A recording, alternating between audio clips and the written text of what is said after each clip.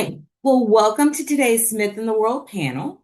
I'm Shawna McCoy, Assistant Director for Education, Nonprofit, and Social Impact at the Lazarus Center. This is the first panel of the 2026 Smith in the World Conference Series with future sessions featuring students in health professions, business finance consulting, entrepreneurship, government law and public policy, arts, media, and communications, and STEM.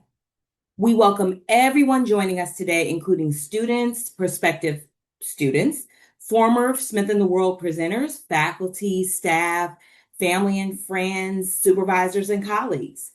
Thank you for joining us to hear from these outstanding students.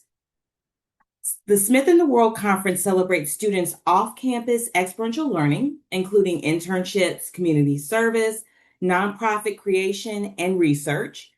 Students reflect on how these experiences have impacted and enriched their academic and professional paths. So Smith in the World is a part of the college's spring showcases, and you can learn more on Smith's website. Our panelists today will give short presentations about their off-campus learning experiences, focusing on their projects, the impact these experiences have had, and how Smith prepared them. Today's topic, of course, is education, nonprofit, and social impact, and I'm honored to introduce our panelists. Kat Wall and Zephyr Smith, both class of 2026, will share their experiences teaching in Senegal. Opal Amon-Lucas, class of 2027, and Rose Cooper, class of 2026, will discuss their internship supporting mental health initiatives in rural Peru. And Adwoa, Pokuaa, Boakye, class of 2027, will share the story of the nonprofit she founded, Nurture Her Foundation, to empower women through nutrition education. Today's session will be recorded, so we ask that the audience members please keep microphones muted. Submit your questions for presenters using the chat tool. We will field questions after all the presentations are finished. So with that, I will hand it over to our first panelists, Kat and Zephyr.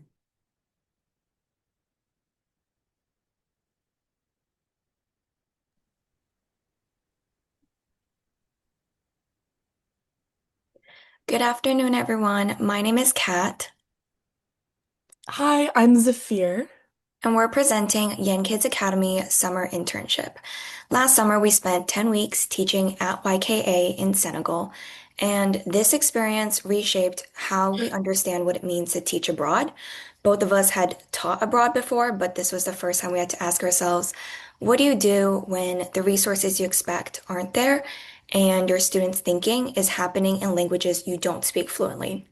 From our presentation, you'll learn three things: what our roles and responsibilities were, how we adapted instruction, and what student advocacy means in practice. Before we begin, we want to acknowledge that our presentation reflects our own perspectives as short-term visitors, meaning our understanding is shaped by limited time, positionality, and the specific classrooms we worked in. Please do not form broad conclusions about Senegalese education or YKA based solely on our experiences. Hi, I'm Zephyr. I'm a senior and I live in Bethesda, Maryland, a little bit outside DC. I'm a government and Russian double major, and I also have my teaching English as a foreign language certification, and my interests are international education and diplomacy. And I'm Kat. I'm also a senior. I'm from Beijing. I study education and psych, and I'm pursuing the elementary teaching license, which means most of my senior year is spent teaching fourth grade at the campus school. I'm interested in a lot of areas in education, but last summer I really wanted to deepen my knowledge of international education and work with multilingual learners. So, Young Kids Academy, where we interned, is a multilingual elementary and now middle school as well, located in Yen, Senegal, not too far from the capital city, Dakar. Their core values are really focused on sustainability, community, and multiculturalism. They have this baobab tree in the center of their school with an open roof, which you can see in the first picture. And then their teaching methods are focused on textbooks and repetition, and they have a big focus on languages as well. So, in the summer term, we spent over 220 hours interning as student teachers. And for the first part of our internship, we were school teachers for the end of their school year. So, we initially observed teaching methods, and then we switched to being the primary English teachers for our assigned classrooms. We designed curriculum and course materials. We created assessments for the students. We communicated with the school and parents daily, and we spent a lot of time getting to know the students. We would usually start the day at the beginning of the school, and then go until after lunch. And our day involved teaching, observing, lesson planning, and time socializing with students. After the school term, we transitioned into a 3-week summer camp built around 3 themes. Language learning remained central with Wolof, French, and Quran instruction integrated throughout the day. We also led Chinese, Japanese, Spanish, and Russian workshops. The camp was hands-on and community-centered, with students beginning and ending each day in a drumming circle. They also completed a water filter challenge, assembled care packages, created solar system models, and went on weekly field trips. We were responsible for operational work. We worked closely with YKA staff to ensure all safety protocols were in place, which protected both students and us as foreign interns. Finally, we handled logistics and communicated with families daily. I was assigned to teach CE 1 and 2, equivalent to US grades 2 and 3. Early in the school term, my mentor teacher was unexpectedly dismissed, and I stepped into the role of lead English teacher. During my observations, I noticed that many students relied on guessing rather than decoding while reading. Drawing on what I've learned at Smith, I administered M-class assessments to identify gaps in foundational literacy skills. I then used this data to determine instructional levels and design differentiated reading rotations. When students and parents asked why rotations, I explained that I was one teacher responsible for 2 classes at drastically different levels, and this structure ensured everyone could learn, including from one another. To launch reading rotations, I designed 4 level packets and strategically sequenced instruction, beginning with the most autonomous learners to maximize independent work time and allow for targeted support. Exercises including phoneme listening and writing and arm tapping segmenting were interactive and skills-based. I also coordinated with fellow Smithies and English speaking staff to provide seamless support. And within 3 weeks, students who had hesitated to read began decoding words with confidence. Additionally, I provided feedback on the school's assessment system, identifying equity concerns in its uneven color scale intervals that made student progress, especially in the red zone, difficult to interpret. I redesigned the rubric to clarify standards, add behavioral and social emotional indicators, and embed qualitative feedback. I presented the final version to school leadership and suggested pairing the system with student work samples, observations, and individualized feedback to create a more equitable and actionable picture of growth. So I was the English teacher for the fifth grade classroom, which is CM2, and there was an interesting mix of students. About half were near native English speakers, and the other half were English language learners at a lower level. So I had to adapt my teaching creatively.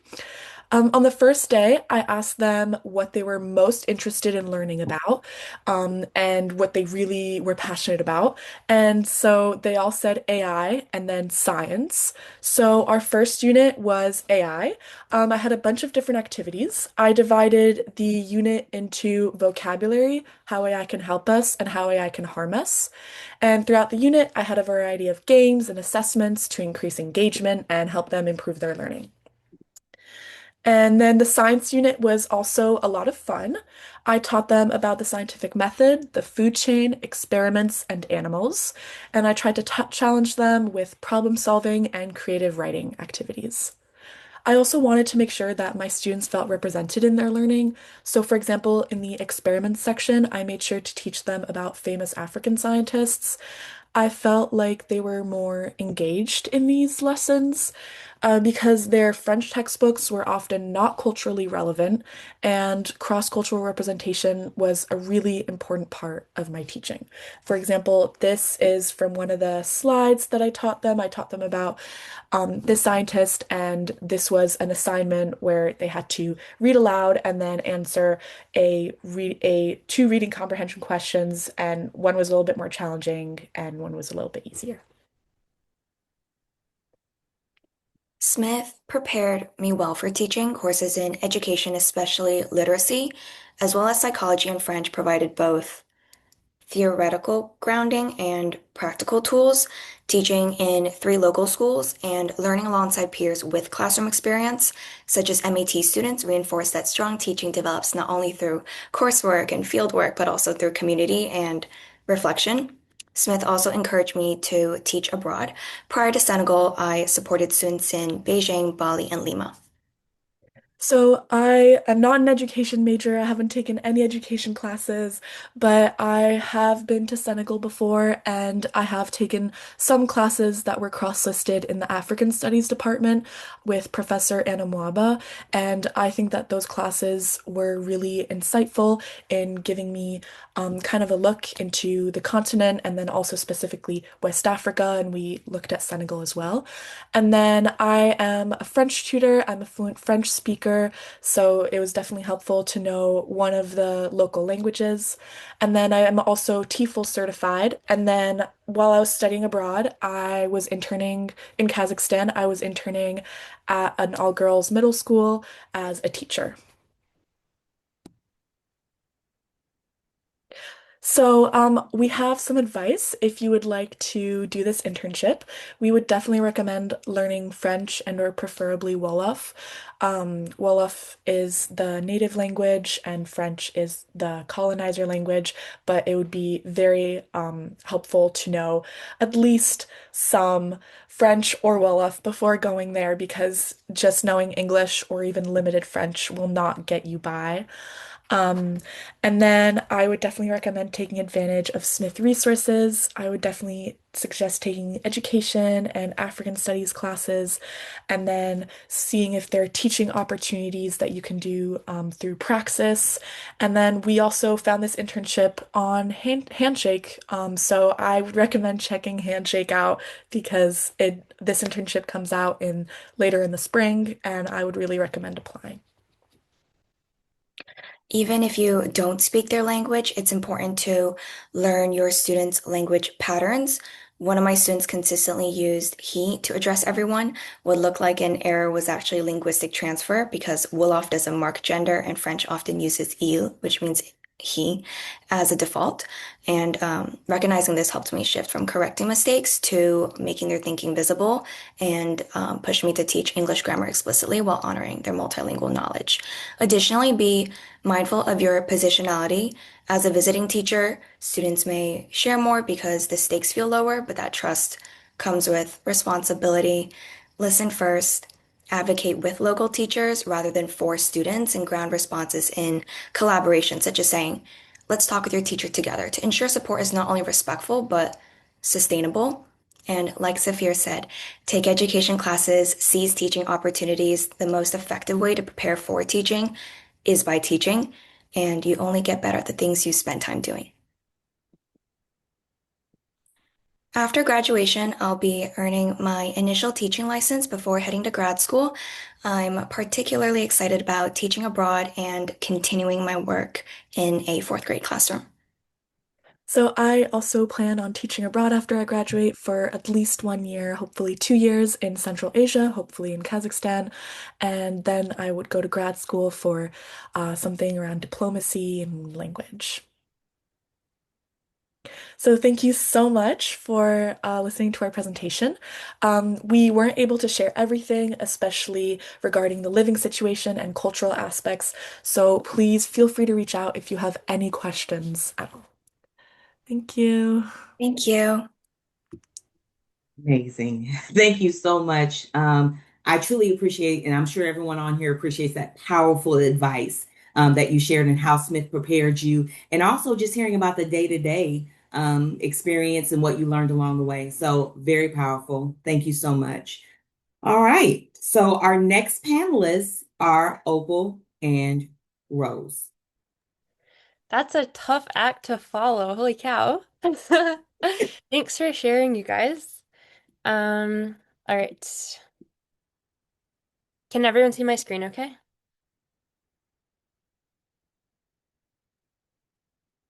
Oop, No. no. Okay, how about now? Nope. Oh, okay. Yes. But Awesome. yes. All right. Beautiful. Yes, that was an amazing presentation. And I think you'll see sort of some similarities in terms of the work that all four of us are doing. To begin, my name is Opal. I'll be co-presenting with Rose.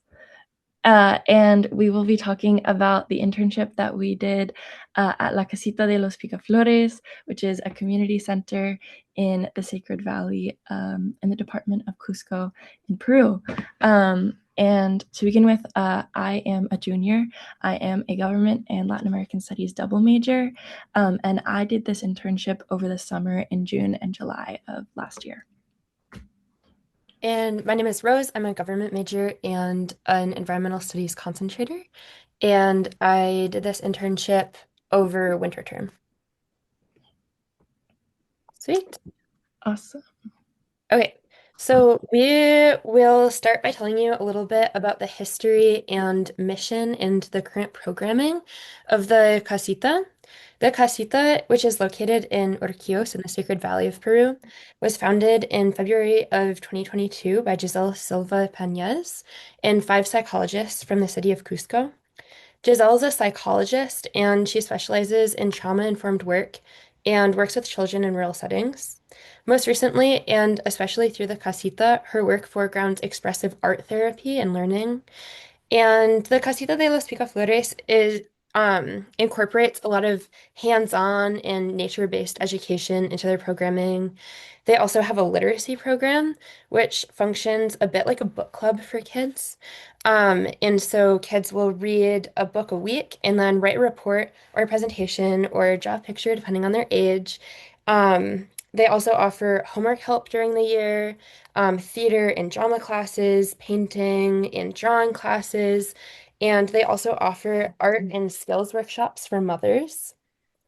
All of their programming is run by members of the community who share their skills and their knowledge with families, and people within the community volunteer their time and their materials to run this programming, which makes the programming free of charge or is offered on a sliding scale basis, so it's accessible for all members of the community.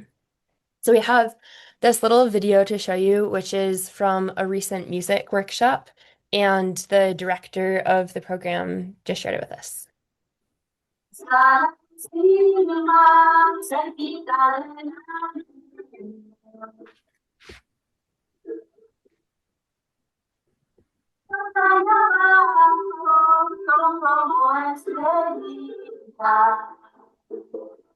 Sweet. Okay. So I think that gives you a little bit of a window into the kind of like what the inside of the casita looks like and also just what the programming can look like. Awesome. Okay, so now I will sort of give you an overview of what a day in the life was like, and sort of some of the challenges and highlights.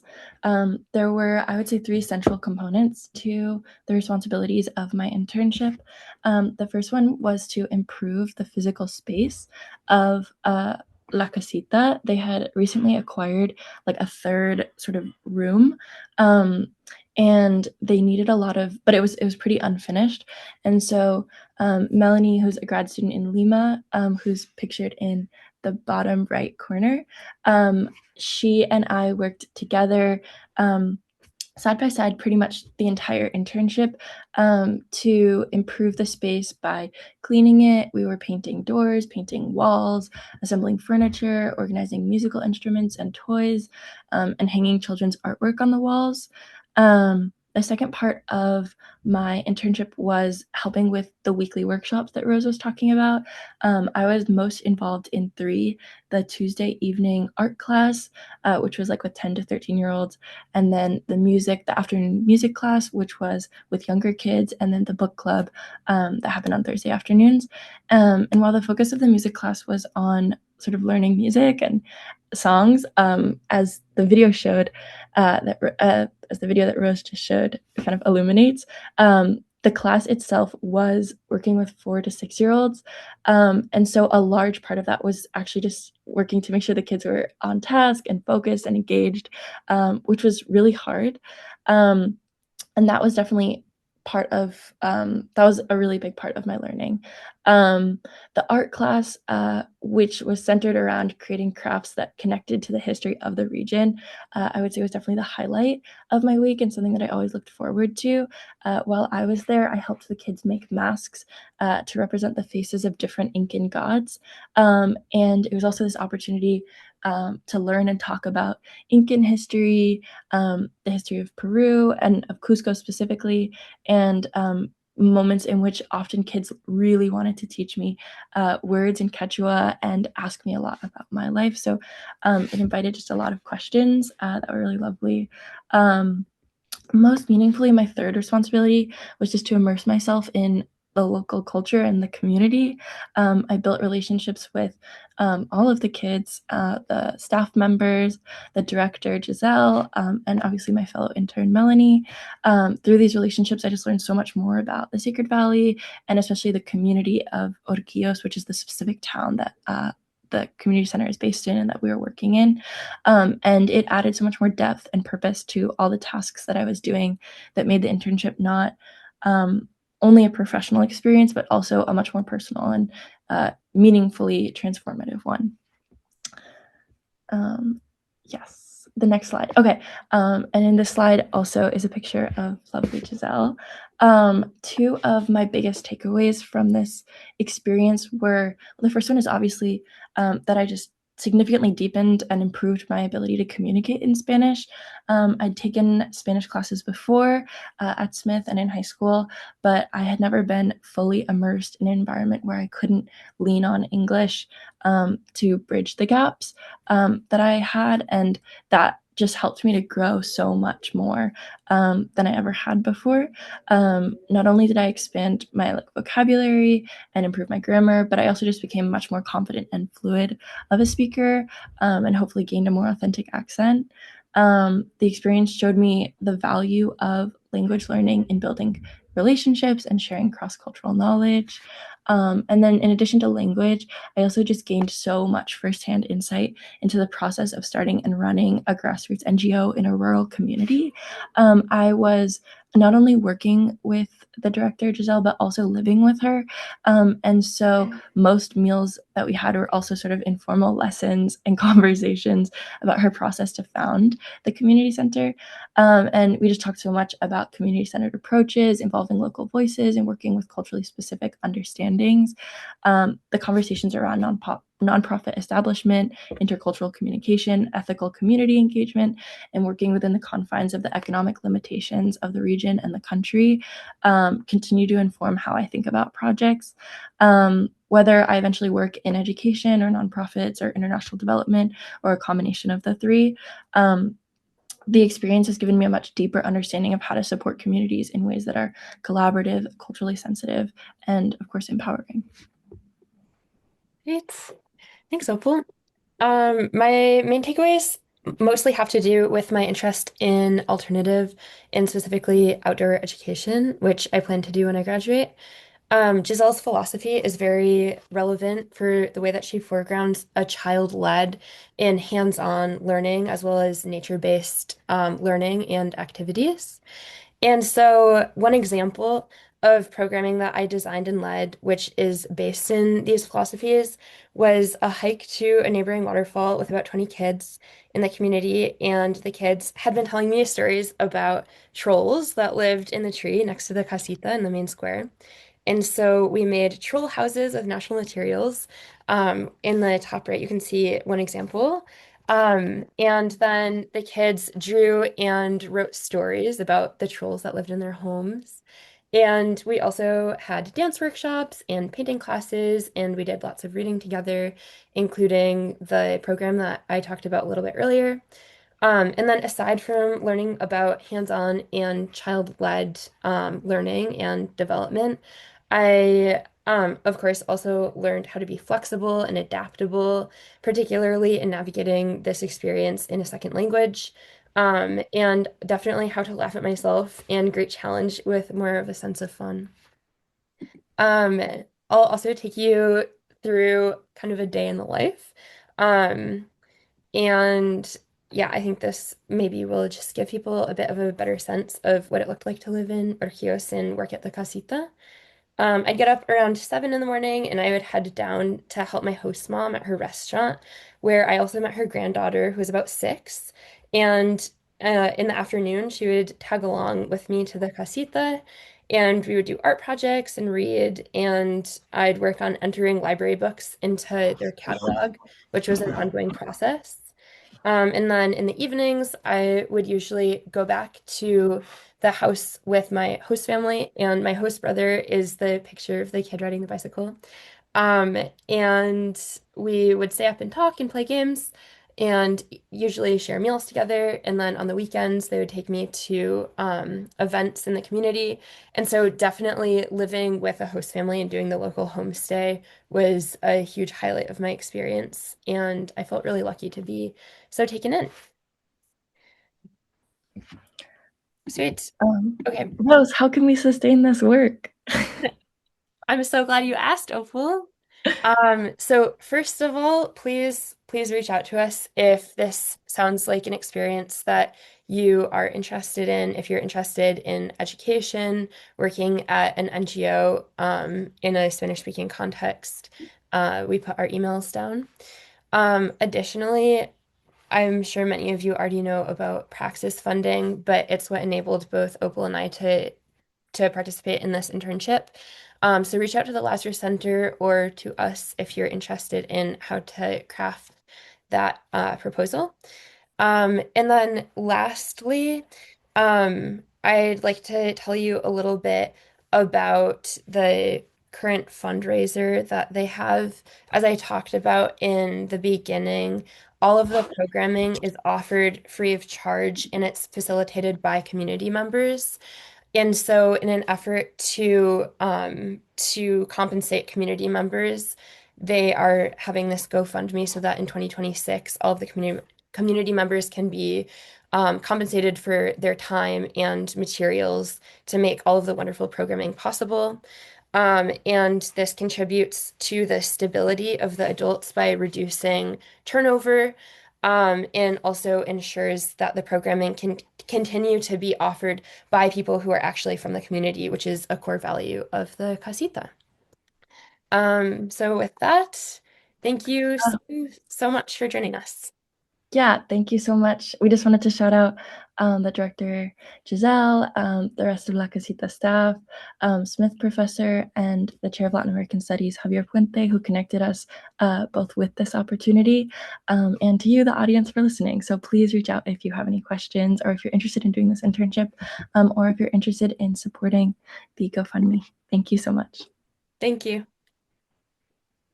Great work. Sustainability is everything. So please reach out to these wonderful ladies if you have any questions about sustaining this amazing work. And thank you for sharing how you built this wonderful relationship with the community and the children and the cute stories about the troll houses and the Incan mass. So thank you. I speak for everyone. We appreciate that. And I do hear a theme of cultural respect. So let's see if we can continue that with our last presenter for the evening, Adwoa. Hi, everyone.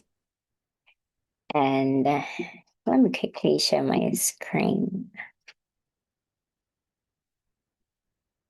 Okay, I hope you could all see my screen. Okay, thank you. Okay, all right. So my name is Adwoa Boakye. I'm a junior neuroscience major and then a chemistry minor on the pre-med track. And then I founded this amazing organization. It's called Nurture Hair Foundation. And okay, so who we are. So Nature Hair is a non-profit organization focused on educating mothers. Right now, our focus is from pregnant women to mothers of toddlers up to age of 5. And then our way of helping with our community, we are really focused on like um, tapping into opportunities that are already available and then letting these mothers know the opportunities available for those who don't know. So we are dedicated to supporting women and girls, as I mentioned earlier, particularly in rural and on these underserved communities where opportunities are limited or areas where opportunities are not like educated well enough. So we are also built on the belief that women are nurtured and families and communities thrive with that.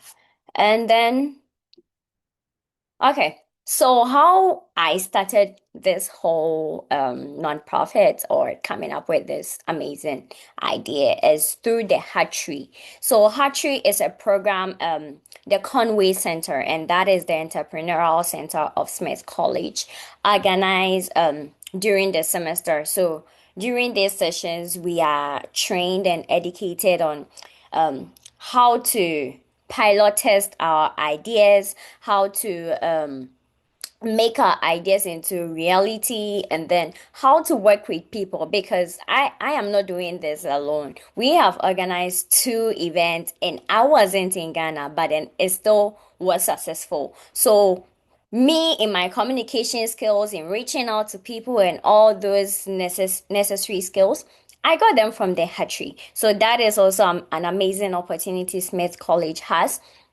And it's more of like an incubator space for like innovative ideas, and then you get help from the entrepreneur in residence in how to polish your idea.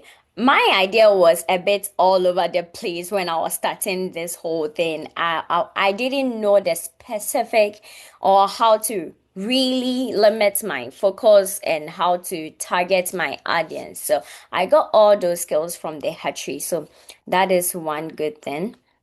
And then why nurture hair really matters.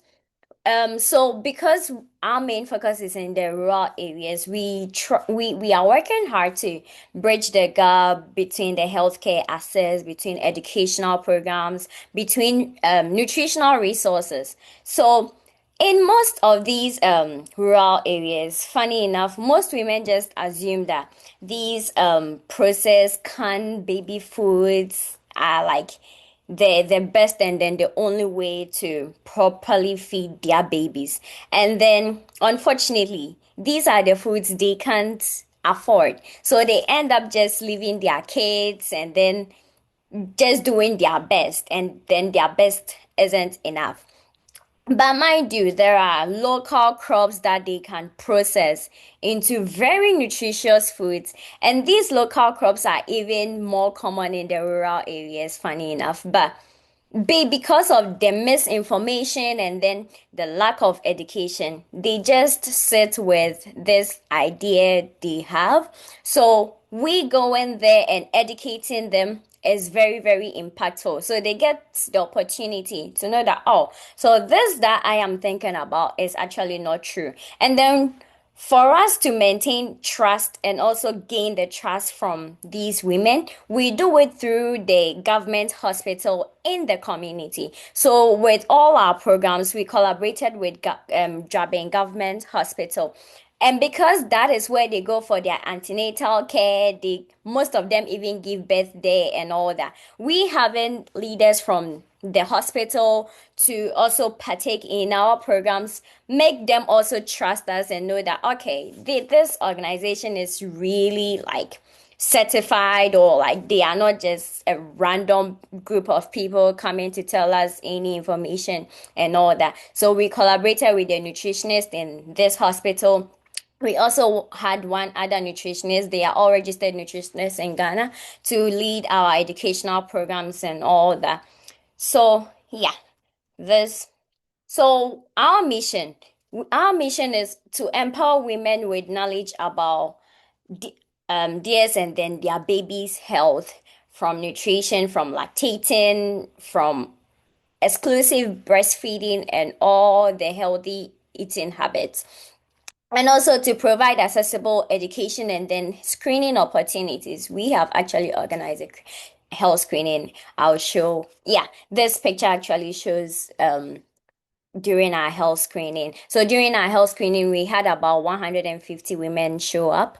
We first started with an agricultural education. So with the agricultural education, we were basically focused on educating them on the local crops, the crops that are easily accessible, the crops that are cheap, that they can easily process into nutritious foods for their babies and then for themselves. So the financial cost and financial burden that is limiting them on getting access to health, proper nutrition and proper food, we will bridge that gap, and then that ideology they had. So after that agricultural education, we followed up with a health screening that very day, and then it was just amazing. Looks like, oh, this woman had never had that interaction or experienced that before. So, and then we also shared samples of the baby foods we are talking about to the mothers, so that they know how it is and how they can get it and all that. So yeah, we got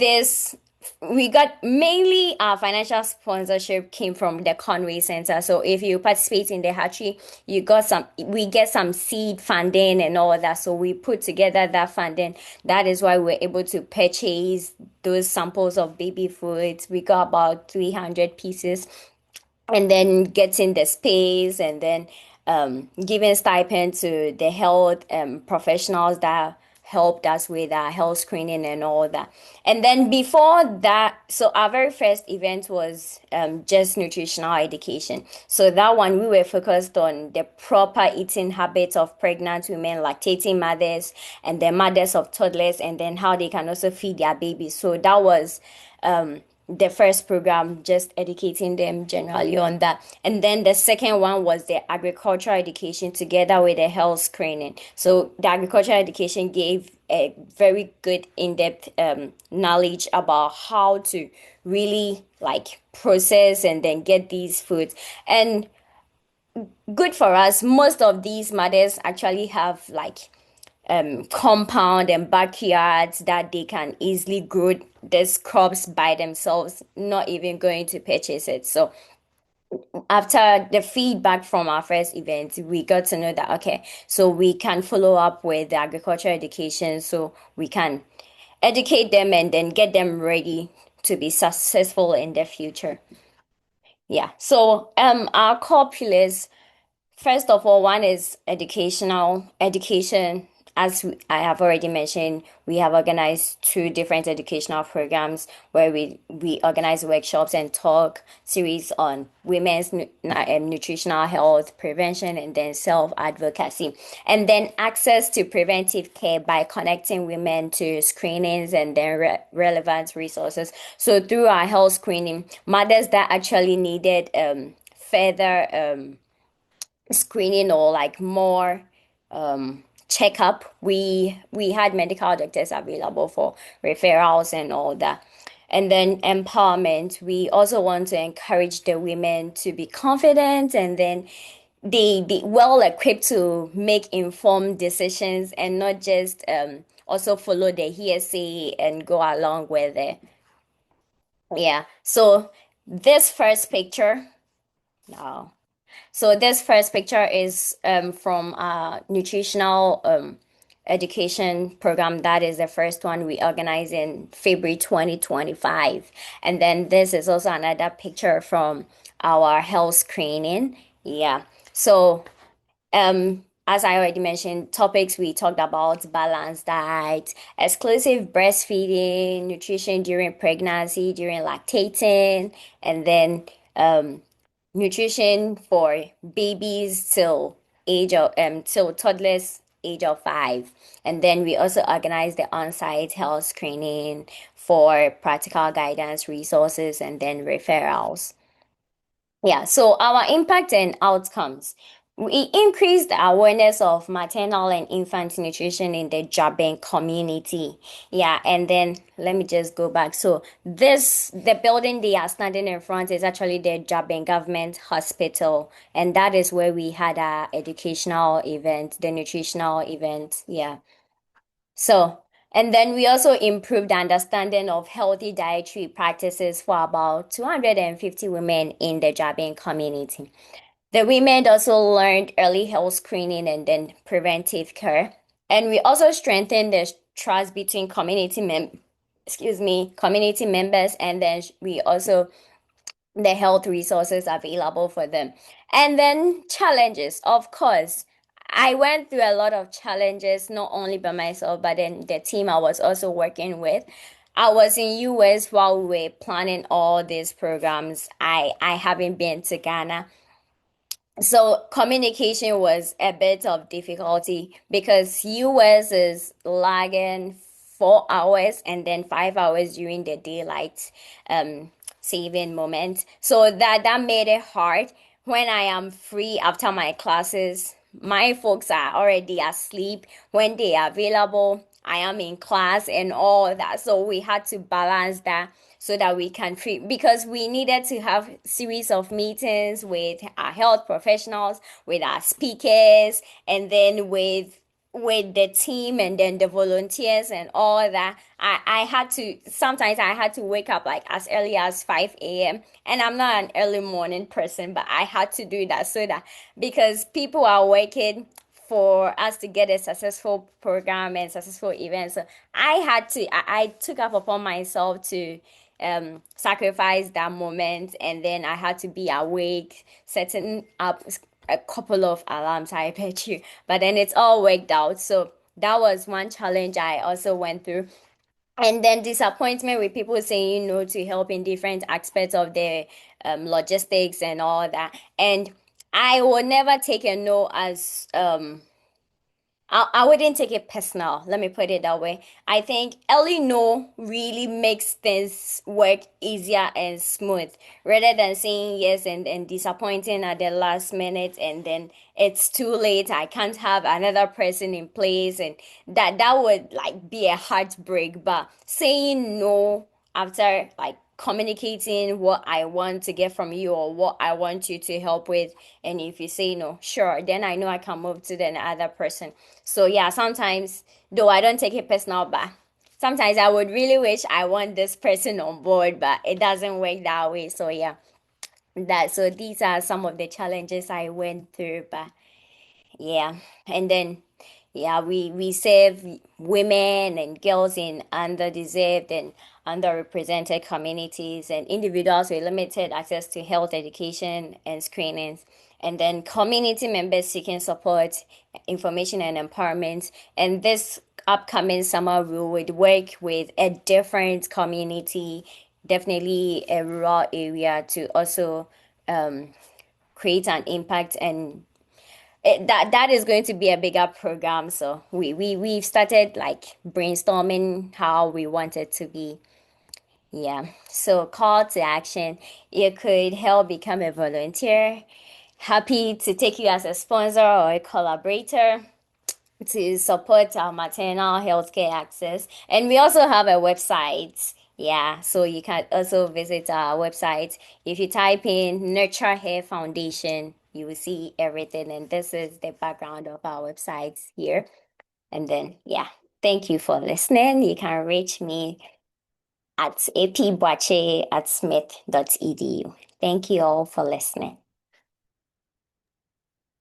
Thank you so much for sharing how you were able to turn something you cared about, women's health, into action.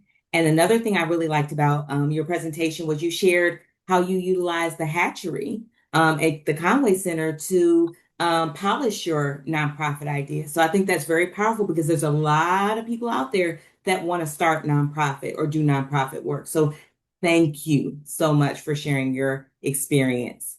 Okay. So now it's time for our question and answer session with the audience. We're going to go ahead and start with a few questions that we have in the chat. Okay. So this is a question for Adwoa.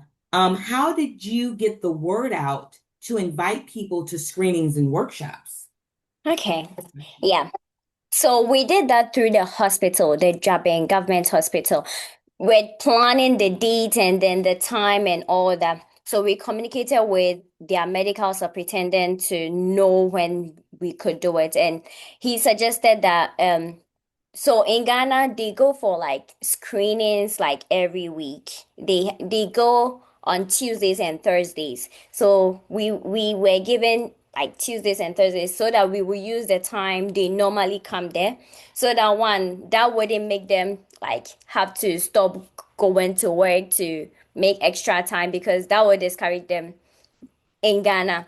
And then to also like um get a good turnout. So we communicated with the hospital. And then, so when we were settled with the day, then we made flyers and then banners. I sent the PDF. The hospital printed everything out and then they pasted it. And then we also did the local way of announcements where like we have a driver going around the town and just announcing it that this is what like their next antenatal care or whatever visits this day, this is what is gonna happen. Nurture Health Foundation is collaborating with the hospital for this program and that. So that was actually the most efficient way of advertising in the community with the car going around because most of them don't read the posters around. But then they actually read the posters in the hospital when they came there. They asked, "Oh, what's this?" But then the ones that were posted in the community, most of them didn't even see it. So with the driver going around and making the announcement, we did that about 3 times. So yeah, that was how we got the news around the community. Okay. Thank you. And Dr. Corka, I see your hand is raised. You want to unmute and ask your question? Sure, thank you so much. I hope you can hear me. Yes. I'm just like so happy to be here today and listening to these brilliant, amazing presentations. My name is Dr. Korkasal and I'm the director of Young Kids Academy. And I'm just so happy to be here today. So I wanted to first thank Kat and Zephyr for really and all Smith, interns that we've received so far. They've been really bringing, an amazing touch to the education that we are trying to build at Boakye, which is pretty unique because we have 3 schools in one. We have English, French, and religious studies all in one. So it's a lot of work. They can tell you that. So they really contributed to the education. They impacted, the students who still ask about them. They're like, when are they coming back? And I say, well, soon. So they'll come back soon. And really like the work that they described here doing has been something very rich for us to have.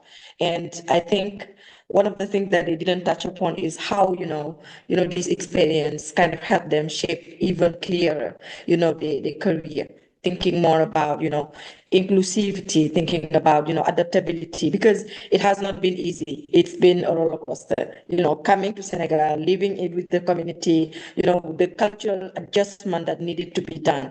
You know what I mean? Both on their part and us as an institution being there to really make sure that, communication happen at the level where everybody feels space, it happened, it succeeded, because they were willing to really, bring in, their experiences, and they were very adaptable as well. And I think it's one of those skills that you study abroad or living abroad or experience out of your comfort zone, it gives you those skills. They're all so amazing. We are so lucky to have had them. And we're looking into receiving more, interns from Smith College, who come and really serve. Because it's not about, coming and saving or coming and, I don't know, bring the solution. It's coming and figuring it out with us, you know what I mean? And with respect of the local culture and local, knowledge, which I think has been highlighted in all three presentations. Like you can see that it's a lot of, adaptability, a lot of, thinking about, what do I bring? You know what I mean? And how do I respect the local community? Because they have expertise. It's just maybe it has not been translated, in the language or the approach that you may be familiar with in your own community. So as an international educator, I'm really, really for, programs that help students see and experience something different, have an impact, that's positive. And what's amazing is that those programs help you even build your career because you're thinking about grad school, you're thinking about, like finishing even your undergraduate school, finding internships. So wherever you can impact even on campus, I graduated from UMass Amherst, so I know very well Amherst and Massachusetts area. Please volunteer. So those who are attending today, volunteer. Even if once a week on something that's going to help you really build on those skills so that when you are about to go abroad, you would already have some type of experience that's like outside of the things that you do on campus at Smith College. I think it's like one advice that I would also give to really emphasize on what Kat and Zephyr has shared in terms of like preparing yourself into, those experiences that help you even know more about yourself, how you can impact your community, because the impact doesn't have to happen globally. It can happen like you can think globally, but you act locally. So start locally and then grow it to global. So that's what I wanted to share briefly as a contribution and a thank you to Smith College, for this amazing collaboration that we've been having since the school started 4 years ago. I love it. I love it. Real-time feedback and advice. Thank you, Dr. Gorka. That was amazing. One of the things I want to add, oh, Kat, I see you unmuted. Do you want to elaborate? Yeah, thank you so much for coming, Dr. Korka. I think working at YKA taught Zafir and I that effective collaboration is truly rooted in respecting local expertise and positioning us as learners. And we sought like a lot of guidance from YK teachers, and thank you for inviting us to your like planning meetings to understand like YKA pedagogical decisions. And we were constantly like reflecting on our positionality. So thank you so much for the opportunity. Yeah, I also wanted to say thank you so much, Dr. Korga. And I think something that you mentioned made me think of Ubuntu, which is a very key concept at YKA.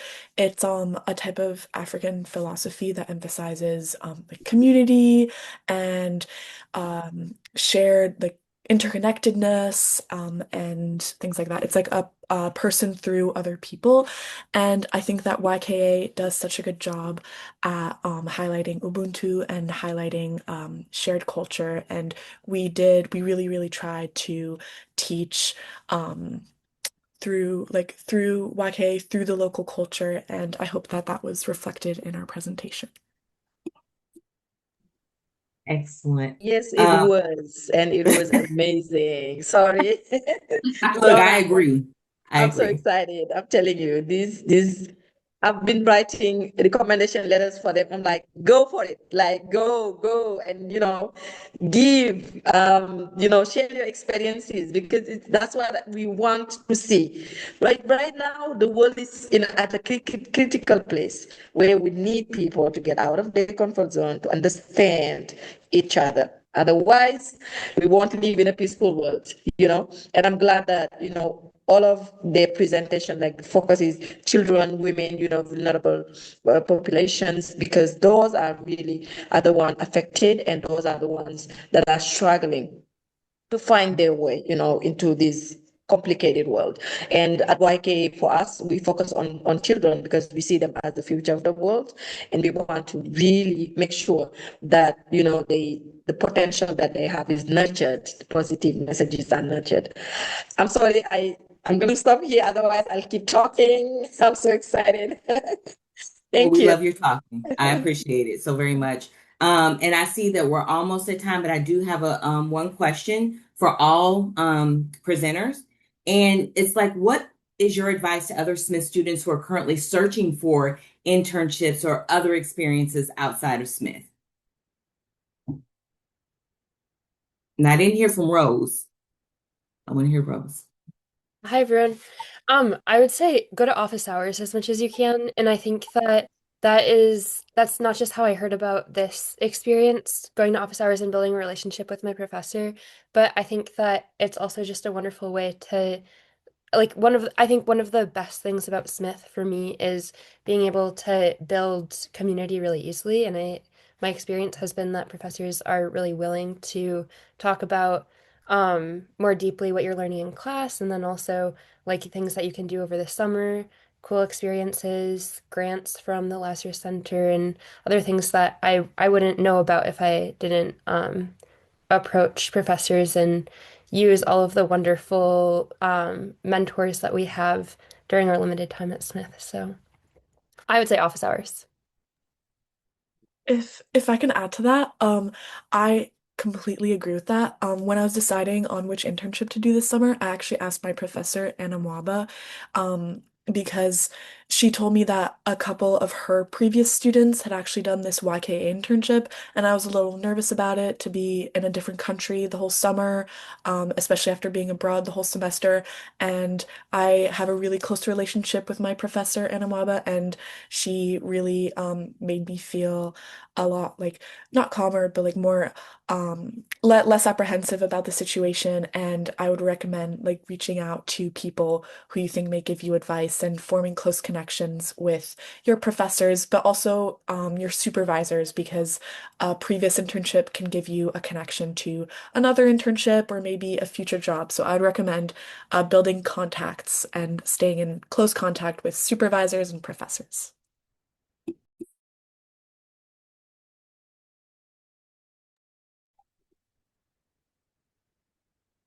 To add to what Rose and Zephyr said, I also went to the dean to ask for advice and suggestions regarding internship opportunities.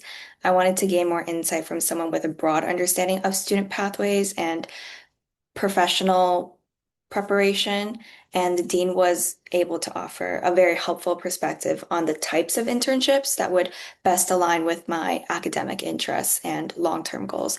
They were also my math professor from my sophomore year.